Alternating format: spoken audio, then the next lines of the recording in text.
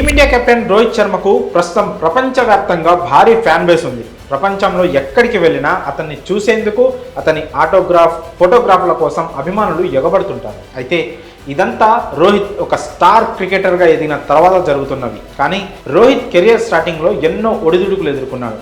జట్టులో ఎప్పుడు ఉంటాడో ఎప్పుడు ఉండడో తెలియదు. టాలెంట్కు కొదవలేకపోయినా నిలకడగా ఆశించిన స్థాయిలో రాణించలేకపోవడం రోహిత్ శర్మ ప్లేస్ను టీంలో సుస్థిరం చేయలేకపోయింది. ఇదే సమయంలో ఒకసారి రోహిత్ శర్మ ఇబ్బందికర పరిస్థితులను ఎదుర్కొన్నాడు.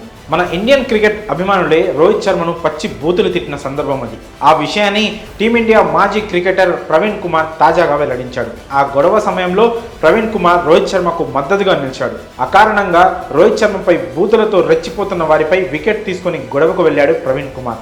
ఆ సంఘటనను గుర్తు చేసుకుంటూ అసలు ఆ రోజు ఏం జరిగిందో పూర్తి వివరాలు వెల్లడించాడు. ఆస్ట్రేలియాలో ఆ ఘటన జరిగినట్టు తెలిపాడు. ప్రాక్టీస్ సమయంలో తాను బ్యాటింగ్ ప్రాక్టీస్ చేస్తానని, తనకు బౌలింగ్ వేయాలని రోహిత్ ప్రవీణ్ను కోరినట్లు పేర్కొన్నాడు. ఇద్దరూ కలిసి నెట్లో ప్రాక్టీస్ చేస్తున్న సమయంలో అక్కడికి వచ్చిన భారత క్రికెట్ అభిమానులు రోహిత్ను కామెంట్ చేయడం ప్రారంభించారని, బూతులు కూడా తిట్టారని, చాలాసేపు ఓపిక పట్టిన రోహిత్ శర్మ సహనం కోల్పోయి వారితో గొడవకు దిగాడని ప్రవీణ్ కుమార్ పేర్కొన్నాడు. ఆ సమయంలో తాను కూడా రోహిత్కు మద్దతుగా వారికి వార్నింగ్ ఇచ్చినట్లు తెలిపాడు. నెట్స్ నుంచి బయటికి వెళ్ళడానికి ప్రయత్నించానని, కానీ కుదరలేదని అన్నాడు. స్టంప్ పట్టుకొని దాంతో కొడదానని కూడా ప్రవీణ్ ఫ్యాన్స్కు వార్నింగ్ ఇచ్చినట్టు తెలిపాడు. ఆ వీడియోను ఇప్పటికే చాలామంది క్రికెట్ అభిమానులు చూసి ఉంటారు.